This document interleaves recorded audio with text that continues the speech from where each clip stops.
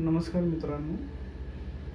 प्रतिपश्चंद्र लेखे वर्धिष्णू विश्ववंदिता शाहस्नो शिवशैषा मुद्रा भद्राय राजते. ज्याप्रमाणे प्रतिपत्तीचा चंद्र वाढत जातो आणि साऱ्या विश्वात वंदनीय होतो, तशीच शहाजींचा पुत्र शिवाजी महाराजांच्या मुद्रेचा लौकिक वाढत जाईल.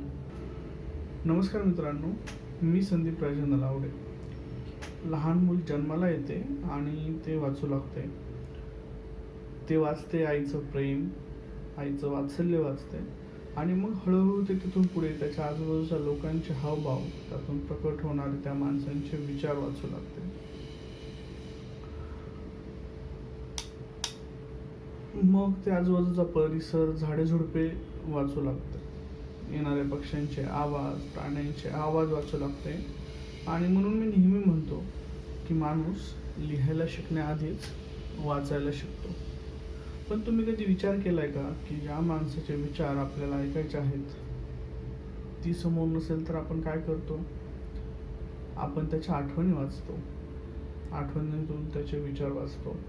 आपल्याला येणारी आपल्या प्रियजनांची पत्रे, त्यातून आपण त्यांच्या भावना वाचतो. प्रेयसीचे प्रेम वाचतो, मुलाईचे प्रेम वाचते, वडिलांची काळजी वाचते, भाऊ बहिणीची माया वाचतो. पण मग आपण एखाद्या माणसाला ओळखत नसू तर?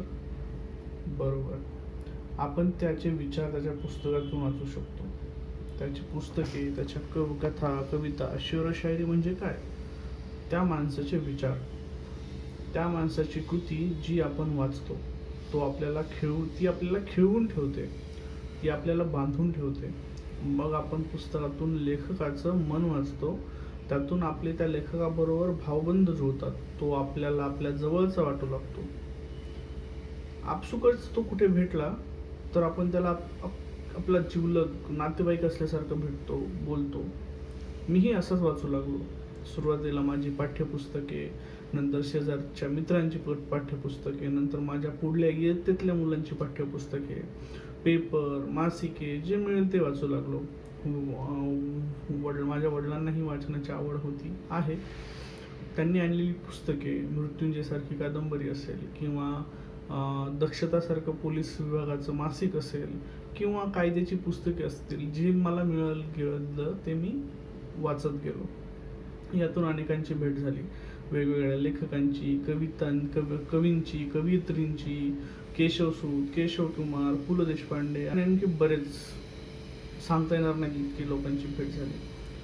इतकी नावे की सर्वांची लक्षात ही नावं नाही आहेत. मला मराठी, हिंदी, इंग्रजी पुस्तके वाचण्याचा छंद आहे. पण ज्ञानेश्वरांनी म्हणल्याप्रमाणे, माझ्या मराठीची बोलू कौतुके, परी अमृतातेही पैजा जिंके, ऐसी अक्षरे रसिके मिळविन. म्हणून माझी मराठी पुस्तकांना पहिली पसंती असते. मी काही फार मोठा विश्लेषक नाही, पण या चॅनलच्या रूपाने जास्तीत जास्त नवीन पुस्तकं तुम्हाला माहीत व्हावीत, हा माझा हेतू आहे. आणि त्या मागचा छुपा हेतू म्हणाल तर माझेही वाचन होणार आहे, माझंही वाचन वाढणार आहे. मी आज ज्या पुस्तकाचं विश्लेषण तुमच्या समोर ठेवतोय, विश्लेषण, समीक्षा की रिव्ह्यू, मित्रांनो मलाच माहीत नाही, ते आहे प्रतिपश्चंद्र पुस्तक. तुम्ही म्हणाल हेच पुस्तक का? कारण हे पुस्तक आहे शिवाजी महाराजांशी संबंधित. आपण कोणत्याही शुभ कार्याची सुरुवात देवतेच्या स्मरणाने करतो. माझ्यासाठीच नव्हे, तमाम महाराष्ट्रासाठी महाराज स्मरणीय आणि वंदनीय आहेत. म्हणून महाराजांशी संबंधित पुस्तक. छत्रपती शिवाजी महाराजांच्या आयुष्यावर बेतलेली अनेक पुस्तके आहेत. त्यांच्याशी संबंधित असलेली सर्व पुस्तके ही ऐतिहासिक बकरी, ऐतिहासिक रुमाल, पत्र किंवा इंग्रजांच्या काळातील कागदपत्र, त्यांचे पत्रव्यवहार यांच्यावर बेतलेली आहेत. या सर्व पुस्तकांमध्ये महाराजांचा पराक्रम, त्यांची प्रजेबद्दलची काळजी, स्वराज्याबद्दलची तळमळ दिसते. महाराजांचे अनेक पैलू आहेत. त्यापैकी एक म्हणजे नियोजन, दुसरा गुप्तता आणि दूरदृष्टी. हे पुस्तक वाचताना तुम्हाला महाराजांचे नियोजन कौशल्य, त्यांच्या सहकार्यांची गुप्तता पाळण्याची अतिक्षमता आणि महाराजांची दूरदृष्टी जाणवत राहते. तर हे पुस्तक प्रतिपश्चंद्र. या पुस्तकाचे लेखक आहेत डॉक्टर प्रकाश सूर्यकांत कोयाडे. हे साहित्यातले डॉक्टर नाही, हे आहेत खरोखरचे डॉक्टर. आजच्या या कोरोना महामारीच्या काळामध्ये ते पुण्यामध्ये रुग्णांची सेवा करत आहेत. लेखकाने हे पुस्तक त्याच्या इंटर्नशिपच्या काळात लिहून पूर्ण केलं आहे. प्रस्तावनेत लेखक म्हणतो, आज मी रिक्त आहे. उसाचा रस काढल्यानंतर चोथ्याची जी अवस्था होते तीच अवस्था आज माझी अवस्था आहे.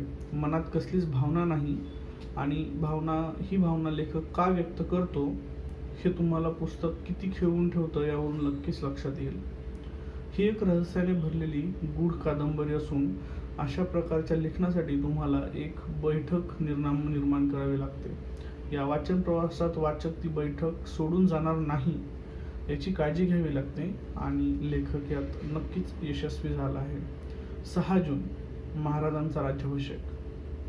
6 जून 2016 रोजी या महाराजांच्या राज्याभिषेक दिनादिवशी सुरू होणारी कादंबरी तुम्हाला 13व्या, 17व्या आणि 21व्या शतकाची सफर करून शेवटी परत आणते. आणि जेव्हा तुम्ही परत येता तेव्हा 4 दिवसांच्या या प्रवासात तुम्ही इतकी वर्ष अनुभवून परत आलेले असतात. सर्व मराठी जनांना पडलेलं गोड स्वप्न म्हणजे शिवरायांचा अभिषेक, शिवरायांचा राज्याभिषेक. महाराज छत्रपती झाले. या अखंड भूमंडळी हिंदूपत पातशाह झाला ही काही साधी गोष्ट झाली नाही. महाराजांच्या पदस्पर्शाने ते 32 मन सिंहासनी पावन झालं. पण पुढे संभाजी महाराजांच्या हत्येनंतर मात्र जेव्हा रायगड पडला तेव्हा मात्र हे सिंहासन गायब झालं. ते कुठं गायब झालं हे तुम्हाला सर्वांना जाणून घ्यायचं आहे. काही इतिहासकारांनी लिहिलं की मुघलांनी ते वितळवलं, ते दिल्लीला नेलं. पण तुम्हाला हे पटतं का? जर एवढा औरंगजेब महाराष्ट्रामध्ये आला होता, तो मराठ्यांचं मनोबल खच्ची करण्यासाठी. मराठ्यांचं मनोबल सिंहासनाशी निगडीत होतं, संभाजी महाराजांशी निगडीत होतं. मग मला सांगा, जर त्याला संधी मिळाली होती तर त्यांनी त्या सिंहासनाचे वाजत गाजत धिंड काढली असती. पण याचा उल्लेख आपल्याला इतिहासामध्ये कुठेही मिळत नाही. हा तुम्हाला कधी प्रश्न पडला नाही का? मित्रांनो, या कथेची सुरुवात होते रायगडावर आणि शेवटही रायगडावरच होतो. असंच एक राज्य होतं विजयनगरचं. मोठं, पराक्रमी, श्रीमंत, दूरवरती वृत्ती पसरलेलं, वेगवेगळ्या देशांशी व्यापार संबंध असलेलं. आज त्या श्रीमंत आणि वैभवशाली साम्राज्याचे फक्त हम्पीच्या रूपाने काही अवशेष शिल्लक राहिले. विजयनगर साम्राज्याच्या शेवटच्या दिवसांमध्ये तिथल्या राज्यकर्त्यांनी राज्यातील सर्व खजिना एका किल्ल्यात जमा केला, आणि तिथून तो अचानक रात्रीतनं गायब झाला. म्हणजे अक्षरशः लोकांना विश्वास न बसण्या इतकी ही गोष्ट घडली, आणि त्यानंतर विजयनगरचं साम्राज्य कोसळलं. या कथेच्या मध्यभागी आहे हा खजिना स्वतः छत्रपती शिवाजी महाराज आणि स्वराज्याच्या गुप्तहेर खात्याचे प्रमुख बहिर्जी नाईक आणि त्यांनी नेमून दिलेलं विश्वासू सहकाऱ्यांचं पथक. विजयनगरमधून हा खजिना गायब होतो, हम्पीचा हा खजिना गायब होतो. त्याची जबाबदारी महाराजांवर येते, आणि मग खेळ सुरू होतो या खजिन्याच्या रक्षणाचा. हा खजिना अपप्रवृत्तींपासून वाचवण्याचा आणि मराठी शाहीचा सर्वात मोठा खजिना दुष्टांपासून लपवण्याचा. मित्रांनो, आपल्या या कथेचा नायक आहे रवी. रवी एक डॉक्टर आहे. रवी कधी लेखक वाटतो, कधी कवी वाटतो, कधी कोडी सोडवणारा चाणाक्ष माणूस वाटतो, कधी प्रेमात पडणारा प्रेमी वाटतो. रवीला साथ द्यायला इथं आहे त्याचा एक जीवश्य कंठस्थ मित्र आदित्य, आणि त्यांच्यासोबत आहेत अजून काही माणसे ज्यांच्या सहाय्याने ही कथा पुढे सरकत राहते. यातली काही माणसं चांगली आहेत, काही माणसं वाईट आहेत, जशी ती प्रत्येक ठिकाणी असतात.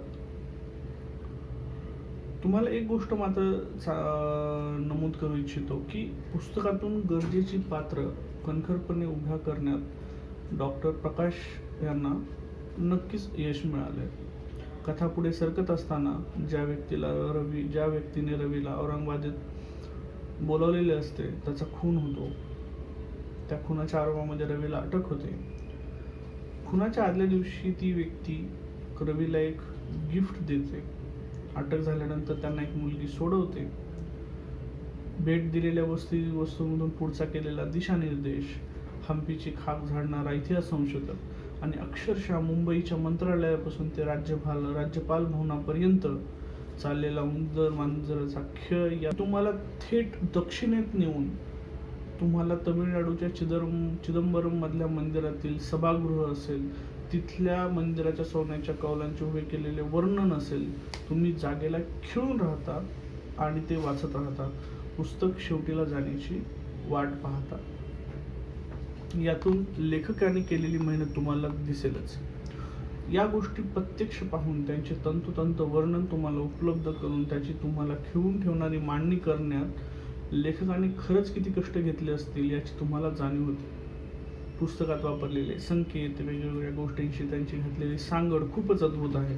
जेव्हा अल्फा बीटा गॅमा येतात किंवा कोणार्कच्या सूर्य मंदिरावरील युवतीचे भावविभोर होणारे चित्र असतात, त्यांच्या मागे लेखकाने खुबीने लपवलेला आशय असेल. सोबतच दक्षिणेतील मंदिरं आणि त्यांची मानवी शरीराशी सांगड घालण्याची खुबी असेल. तुम्ही वाचन संपवता तुम्हाला लक्षात येतं की प्रत्येक गोष्ट लेखकाने अशी मांडली आहे की तुम्ही ती अमान्य करू शकत नाही. हा थरारक प्रवास शेवटी तुम्हाला घेऊन जातो वेरूळला आणि वेरूळच्या 16 नंबरच्या लेणीमध्ये. कथेचा शेवट होता होता आपल्याला रवी तो शोधत असलेल्या गोष्टीपर्यंत पोहोचतो आणि मग आपण परत रायगडाकडे निघतो. पुस्तक खूप मोठे मित्रांनो. मी यातला आशय तुम्हाला सांगितला, यातलं कथानक सांगून मी तुमचा भ्रमनिराश करणार नाही, कारण ती मजा तुम्हाला पुस्तक वाचूनच मिळेल याची मला खात्री आहे. या कथेत रवीसारखी निर्लोभी माणसं आहेत, आदित्यसारखी मैत्री निभावणारी माणसं आहेत, कल्याणकरांसारखे प्रामाणिक अधिकारी आणि जे महाराजांच्या शिवविचारांचे कधीच झाले नाहीत असे सरदार आणि इतिहास संशोधकही आहेत. या कथेत तुम्हाला इतिहास संशोधन, वास्तुकला, पुरातत्वकला, मेडिकल सायन्स, फिलॉसॉफी, कविता, गणित याबरोबरच दुःख, हसू आणि आसूही बघायला मिळतील. तुम्हाला या कथेचा शेवट नक्की आवडेल. मराठीमध्ये तसेही गूढ कथा अत्यंत कमी आहेत आणि जेव्हा तुम्ही शिवाजी महाराजांच्या बद्दल काही लिहिता तेव्हा सर्वांचीच नजर त्यावर लागलेली असते. कारण आपल्याकडे महाराजांना यशाची पायरी समजणारे भरपूर आहेत. मात्र लेखकाने ज्या पद्धतीने गोष्टींची सांगड घातली आहे त्यावरून हे नक्कीच म्हणता येईल की लेखकाने महाराजांच्या प्रत्येक पैलूचे आकलन व्यवस्थितपणे केले आहे. या पुस्तकातील काही मला आवडलेले संवाद खालीलप्रमाणे आहेत. आणि हो, पुस्तक तुम्ही नक्की वाचा, कारण मला जे आवडलेले आहेत ते पुस्तकाचं गुपित नाहीत खोलू शकणार.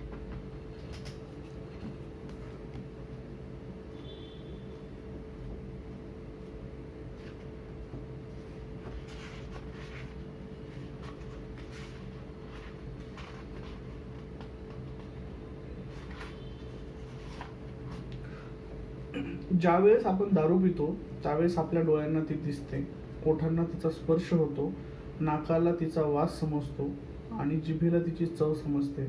डोळे, त्वचा, नाक आणि जीभ अशी 4 ज्ञानेंद्रिये या दारूमुळे प्रफुल्लित ॲक्टिवेट होतात. शिल्लक राहतात ते कान. या कानांनाही ॲक्टिवेट करण्यासाठी आपण चिअर्स करतो. एकाच वेळी 5ही ज्ञानेंद्रियांना ताजेतवाने करणारा दारू, मदिरा एकमेव पदार्थ आहे म्हणून आपण चिअर्स करतो. मी दारू पित नाही, तुम्ही पिऊ नका. पण या गोष्टीतनं तुम्हाला जाणवतं की लेखकाची निरीक्षण क्षमता किती सुंदर आहे. याच्यावरनं तुम्हाला जाणवतं की लेखक किती डिटेलमध्ये गोष्टीचा विचार करतोय ते.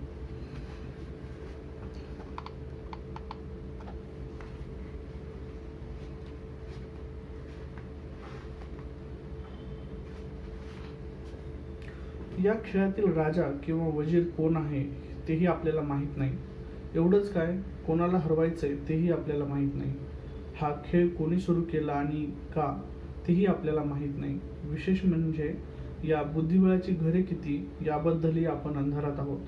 आपण नुसतं एक एक घर पुढे सरकायचं, कधी काळे तर कधी पांढरे, एवढीच एक गोष्ट आपल्या हातात आहे. ऑफिसर माने एक एक घर पुढे सरकतोय. आपण ज्या सोनवणेला भेटायला जातोय तोही या खेळातील एक खेळाडी असेल. बचावात्मक खेळात एक एक चाल खेळणे एवढंच आपण करू शकतो. सध्या एक गोष्ट मात्र खरी की हा ऑफिसर माने जरी प्याद्यासारखा एक एक घर पुढे सरकत असला तरी त्याच्या आडोशाने कोणीतरी तिरपी चाल खेळण्याच्या तयारीत आहे.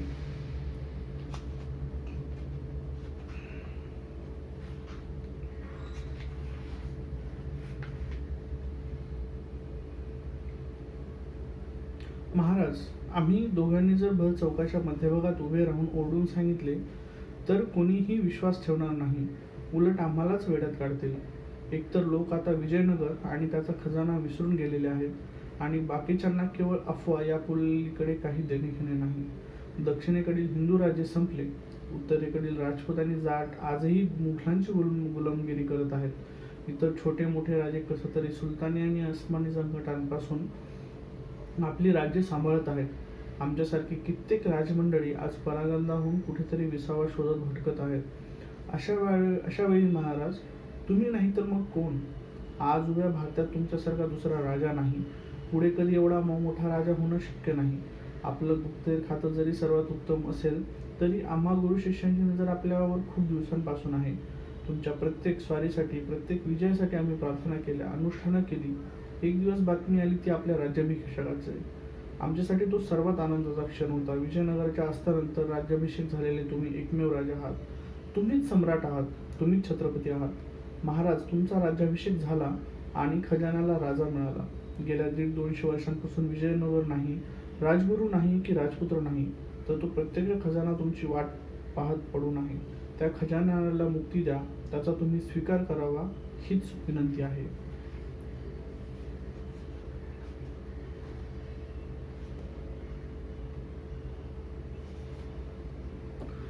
खरं तर सिंहासन पूर्णपणे सोन्याने बनवलेलं नव्हतेच मुळी, तर त्यामध्ये शास्त्रोक्त पद्धतीने औदुंबर आणि वडाच्या लाकडांचा सुद्धा वापर केलेला होता. ते काही नुसते आसन नव्हते, ते जुन्या ग्रंथांनुसार नियमाने बनवलेले होते. सिंहासन काही संपत्तीत किंवा किमतीत मोजण्याची गोष्ट नव्हती.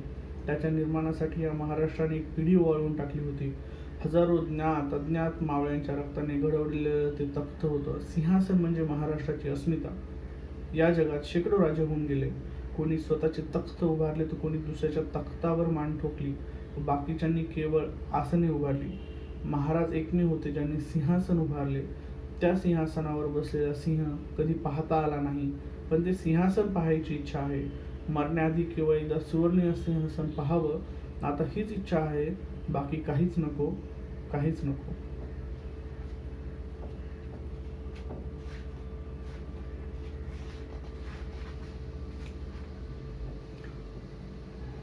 चिदंबरमच्या मंदिराच्या पुढचं वर्णन हे चिदंबरमच्या मंदिरातलं आहे.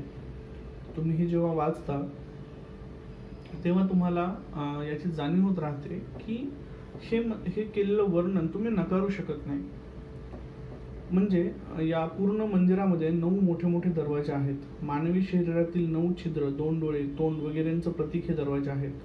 आपण ज्या मुख्य मंदिरात जात आहोत त्याला एकानंतर एक असे 5 स्तर आहेत. केवळ हेच मंदिर नाही तर कुठेही जी महादेवाची मंदिरे असतात ती आजकालच्या मंदिराबद्दल मी बोलत नाही, तर जी 1000 वर्षांपूर्वी बांधलेली आहेत त्या मंदिराला 5 स्तर असतात. सर्वात बाहेर केवळ दगडी खांब असतात, तिथे हवा खेळती राहत असते. त्याच्या मधल्या स्तरामध्ये चहूबाजूंनी दगडी भिंती आणि त्याला खांबांचा आधार दिलेला असतो. त्याच्या आत फक्त दगडी भिंतींचा स्तर असतो. साधारणपणे इथे हवा किंवा प्रकाशही पोहोचत नाही. त्याच्या आतल्या स्तरामध्ये आकाराने इतरांपेक्षा छोटे दगडी भिंतींनी बनवलेले अंधारात असलेले ग्रह असते आणि सर्वात मध्ये असते ते गर्भगृह. या ठिकाणी शिवलिंग असते. मंदिरातील सर्वात बाहेरची उघड खांबी आपल्या शरीरावरील आवरण किंवा त्वचेचे प्रतीक असते. त्याच्यामधले जे भिंती आणि खांबांनी बनवलेले सभामंडप असते ते आपल्या शरीरातील स्नायू दर्शवतात. त्याच्या आतमध्ये केवळ भिंतींनी बनलेले सभागृह हे अस्थि किंवा हाडाचे प्रतीक असते. अस्थीच्या स्तरामध्ये जे छोटेसे ग्रह असते ते हृदयाचे प्रतीक आहे आणि सर्वात मधील गर्भगृह हे आत्म्याचे प्रतीक असते.